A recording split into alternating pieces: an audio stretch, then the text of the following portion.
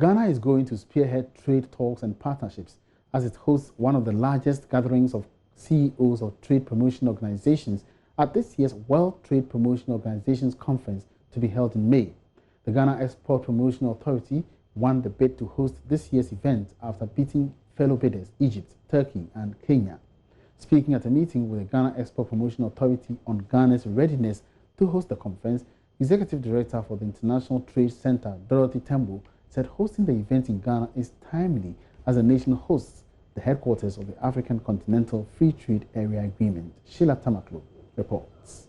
The World Trade Promotion Organizations Conference is expected to host about 250 delegates from across the world. CEOs of trade promotion organizations will get to discuss innovations and effective practices to support export development and partnerships, among other trade issues. With Ghana being the host of this year's event, the Executive Director of the International Trade Commission, Dorothy Tembo, said Ghana is the perfect host nation. And we think this is an opportune time for us to be in Ghana, which we see as one of the leading countries that has provided leadership to the continent in terms of what can be done to ensure that you're moving over with the trade and development agenda. So it makes complete sense for us to be here in Ghana, but it also gives the opportunity to the different trade and investment support institutions to get together and discuss how the different institutions can function better in terms of fulfilling that objective of having a better Africa. However, in the wake of the coronavirus and concerns of spreading at large gatherings, the Chief Executive Officer of the Ghana Export Promotion Authority has assured safety measures will be put in place for the event. So because of the coronavirus, we are giving ourselves up to the middle of April to make a firm decision on whether we should go ahead and hold it in May or postpone it. So as I'm talking to you, we are still watching the situation. It's not just being organized by GEPA alone. It's being organized between GEPA and International Trade Center, as well as stakeholders in a big event that involves the whole nation like this. So you have various organizations and agencies being a part of it. I talked about the national security for the security, for health. Purposely because of what is happening, we have to be in contact with them to know whether it is okay to go ahead and all of that. So we have people from all these agencies on the committee, the larger committee that is looking at putting it together. Yeah. For Joy Business, Sheila Tamaklo reporting. Now, the cylinder recirculation module is being piloted at CRUDE in the Kwai Bibim district of the Eastern region, with 38,471 cylinders up for distribution. The pilot phase is expected to take place in 4 districts across the country. According to a Deputy Minister of Energy, Dr. Mohammed Amin Adam, a nationwide rollout of the program is expected in December. Udilia Ntiama was at CRUDE and says more gas will be generated locally for the projects.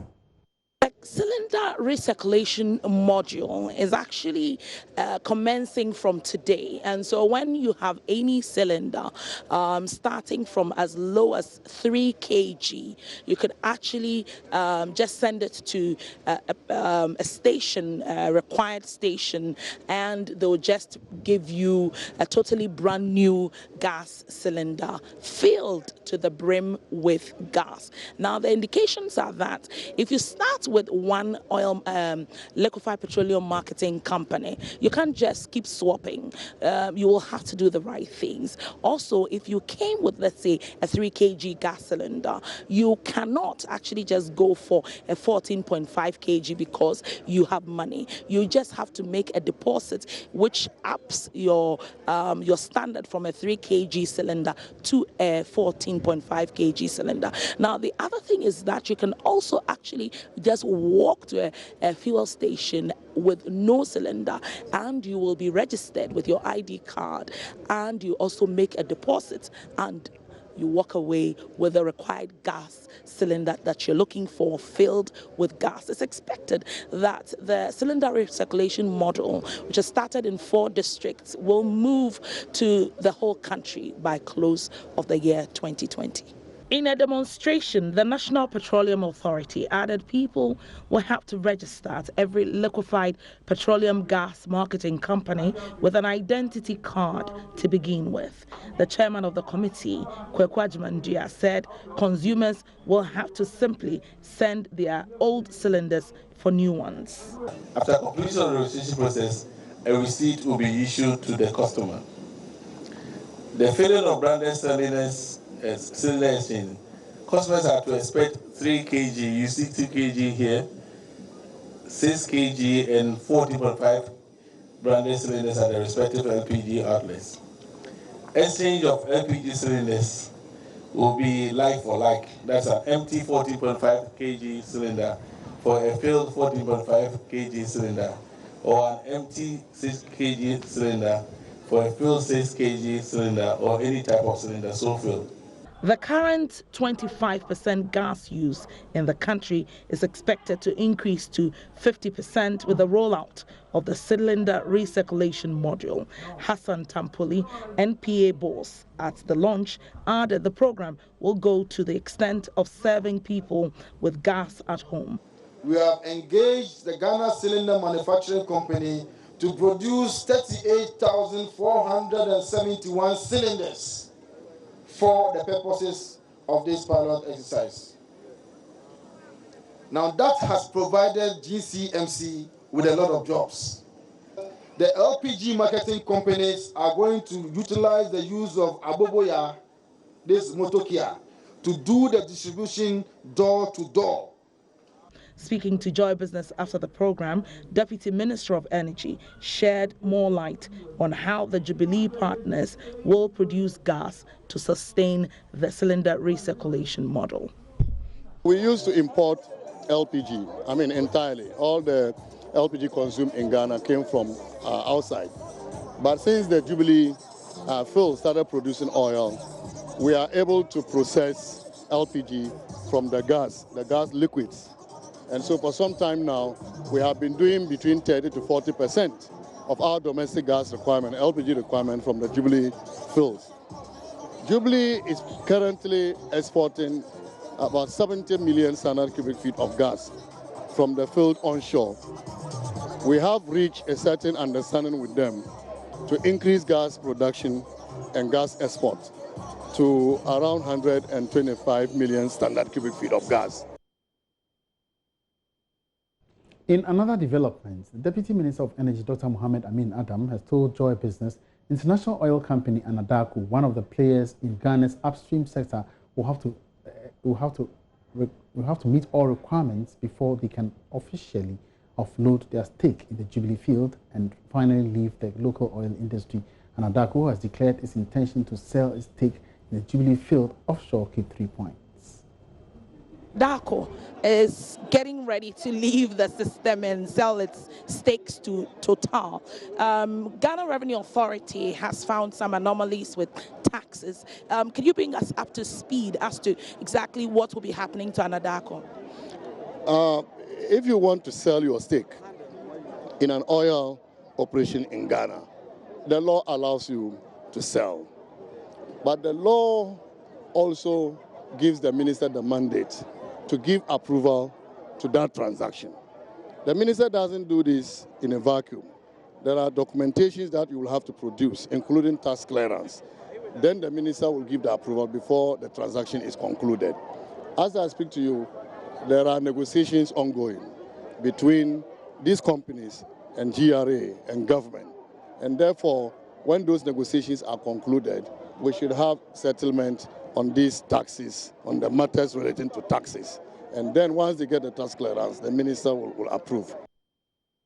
Dr. Mohammed Amin Adam has also been commenting on the current state of the Tema Oil Refinery. What's the current state of the Tema Oil Refinery?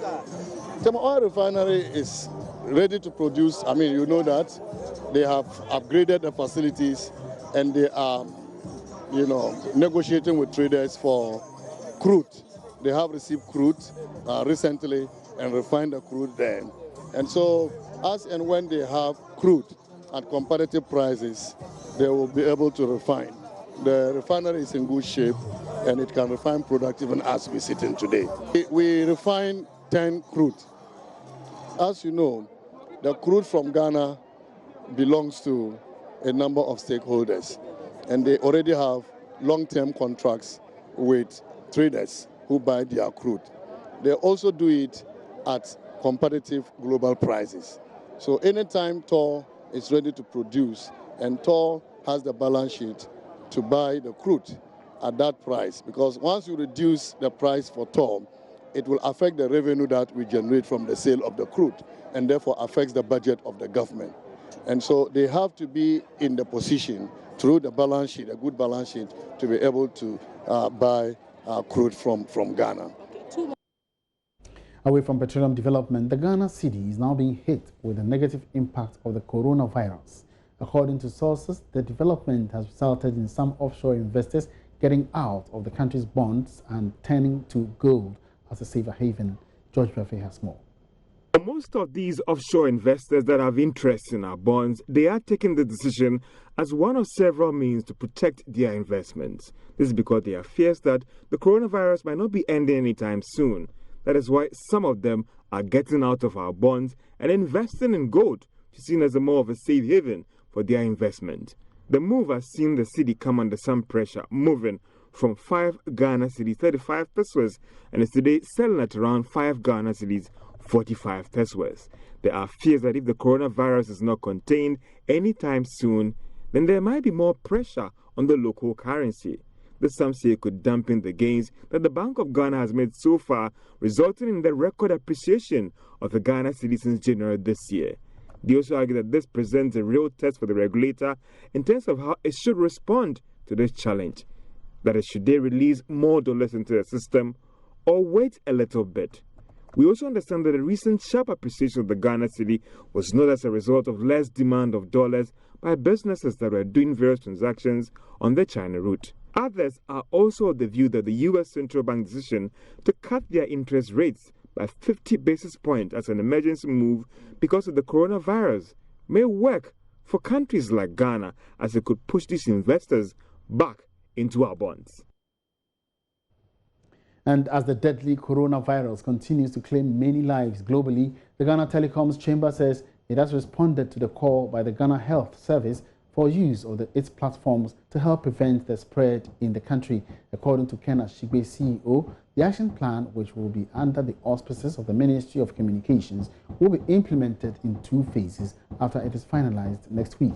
Ken Ashigbe spoke with Joy Business during a book launch by MTN Ghana. Also be able to, working together with the Ministry of Health and other partners, come up with a disaster preparedness and response plan such that if what we are praying against should not even happen, what are the things that we're going to do? And these are the partnerships that telecommunication can do with industry, with the state, with other partners to be able to help Ghanaians live a better life. So one may ask, what exactly are the telecoms doing? Because when it comes to the coronavirus, it has to do with health. So telecoms coming together with the Ministry of Communications, and what role are you going to be playing? So definitely now we have 2 phases at this particular stage, which we hope that would continue, where there will be no reported confirmed case in Ghana. What we definitely would want to do is the Ministry of Health has already reached out for some short code. We would explore the possibilities of being able to offer some toll-free numbers to that, citizens would be able to reach out to duty bearers for. We would also want to be able to use our networks to be able to send out the right information so that the right information will be given to Ghanaians. We'll be able to dispel a lot of the rumors, be able to ensure that people know what actually they need to do. And then definitely we are also reaching out to the telecoms players within other markets that even have the situation, so that we'll be able to learn from what happens there. We're reaching out to people like GSMA and all of that to be able to take some learning out of that. The second phase, if that should happen, we also need to prepare for that. We also need to then look at how we can use the telecommunication industry, even the data that we have, anonymized data, to be able to predict movements that happen, be able to deploy apps that would help people know what to do when these things happen, and also the possibility of these apps even running without, even if you don't have data. So there are other things, but a lot of this we'll be able to develop well when we meet the Ministry of Health and the Ghana Health Service, then we can develop the strategy. How soon are we expecting this? Very soon. We are meeting sometime on Monday. Okay. Meanwhile, Chief Executive of MTN Ghana, Selom Adadivo, has been explaining the importance of the new book, which is entitled Telephone Conversations, written by Iowa Ajimandua. It's a chronicle of the MTN journey, but also the evolution of the telecoms industry in Ghana. So it highlights some of the challenges, it highlights the successes, it highlights the triumphs, and it highlights what we've had to go through over the past 20 or so years to be able to get to the point that we are today. I think one of the key things is it highlights the economic implications of telecoms in Ghana and the contributions of that investment to the economy of this country. But aside from that, it also features very heavily corporate social responsibility, how we've brought hope to people, how we've brought jobs to people, and how we continue to impact the lives of fellow Ghanaians all across the country with telecommunications. A very interesting book, and I think it's a fantastic chronicle of how the industry has evolved over the past 20 or so years. Like you say, how the industry has evolved. Moving forward, what should we expect from the MTN brand? Sure. I think one of the things you would notice when you read the book is that there was an appetite to invest in Ghana. There's a very strong belief in the Ghana economy. There's a very strong belief in the Ghana system in terms of policy setting, in terms of collaborative work to be able to progress industries like the telecoms industries. So for us, I think you can expect the same commitment we've had over the past 20 years going forward, and we believe will be a fundamental component of the future of Ghana. You're watching Business Live. We're taking a short break here. We'll be right back.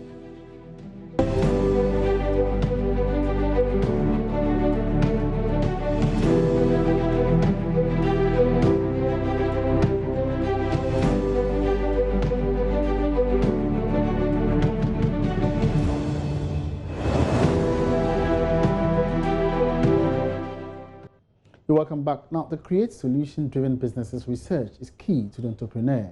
For that reason, participants of the Cosmos Innovation Center AGRITEC Challenge took part in an AGRITEC exchange program which gave them the opportunity to interact with existing research institutions. Karen Dodo reports. The three-day AGRITEC Exchange Forum was organized to inform the AGRITEChies about the crucial role of research in the creation of businesses, as well as the need for them to leverage such research institutions. Representatives of the SNV Netherlands Development Organization, the Council for Scientific and Industrial Research, as well as some businesses from previous editions of the challenge were there. It's more or less like instead of losing water, you introduce the gel. After successful market research, most of the participants have begun generating their business ideas.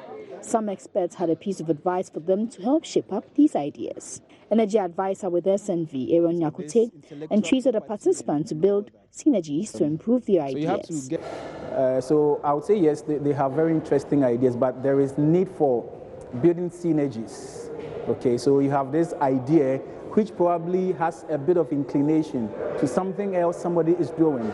So instead of coming with the mindset of I'm competing, why don't we find ways of rather building synergies, linkages, so that we can optimize our respective innovative ideas and get the maximum out of it, instead of creating this kind of, competition amongst them. So I think, yes, they have very interesting ideas, which need a little bit of more fine-tuning. The participants broke into groups where they shared their ideas with researchers from the CSIR. Ibrahim Asante, researcher with the CSIR, urged them to take advantage of the numerous research and technologies developed by the 13 institutions under the CSIR. Today's engagement is one of those engagements to help sensitize and conscientize the youth who are also entrepreneurs to know that it's available, the technologies are available, both pre and post-harvest in terms of agriculture, looking at climate-smart agriculture, looking at precision agriculture. It's a Wednesday and time for the Joy Business Van. Entrepreneur Stephen Mwenkara, who runs one of the Upper West region's top hotels, is not placing all his eggs in one basket. He started large-scale poultry production, and his target is to ensure no resident buys eggs outside the region. Stephen has been told large-scale poultry production in that part of the country is not feasible, but he wants to prove skeptics wrong. Justice Beidou takes us to Muyang Empire Farms up to date for today's episode of the Joy Business Farm. Stephen Mwenkara is a serial entrepreneur. 3 years ago, we featured him when he launched his 3-star hotel, Muyang Empire Hotel, one of the Upper West's best. I wanted to offer something not just only for the Upper West people, but for people who come to Upper West to get something they would wish to get but they don't have. So if they come to WA, they should be able to find a hotel at a standard like any other place in the world.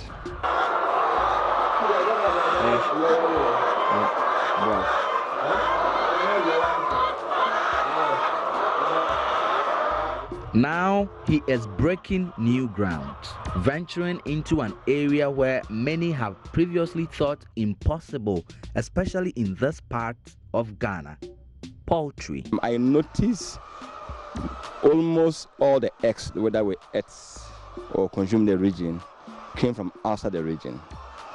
And I've been asking myself, why are we buying all our eggs outside the region? And most people tell us that our environment is not the best for producing poultry. They felt the climate is no good because of the heat. But I said, okay, I'm going to try, because I knew some people were trying it. So I tried a few beds, and for me, it turned out to be good. And I decided I was going to scale it up.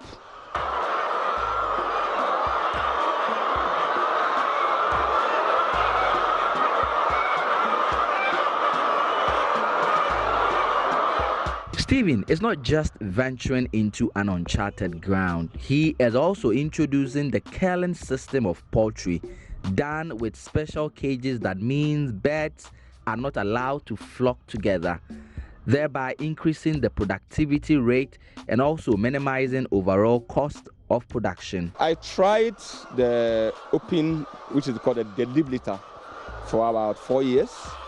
And for me, when I run a number, that didn't make sense. I was losing money. I wasn't getting the required percentage I was getting. I had issues with cannibalism.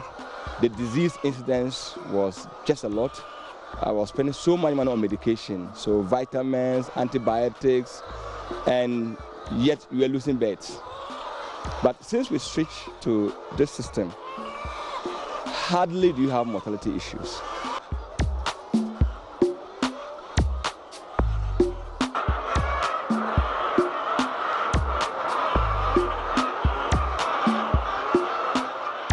With the poultry industry in Ghana generally, Stephen's venture has had its own challenges. The biggest challenge is the cost of feed. Feed is very expensive, which certainly will scare people off. And then being able to also to manage your efficiency. Much of the feed additives are coming from outside this country. Our soya cake is coming from outside the country, maybe apart from maize, which we buy internally. And that one's also very expensive. And medications are also expensive.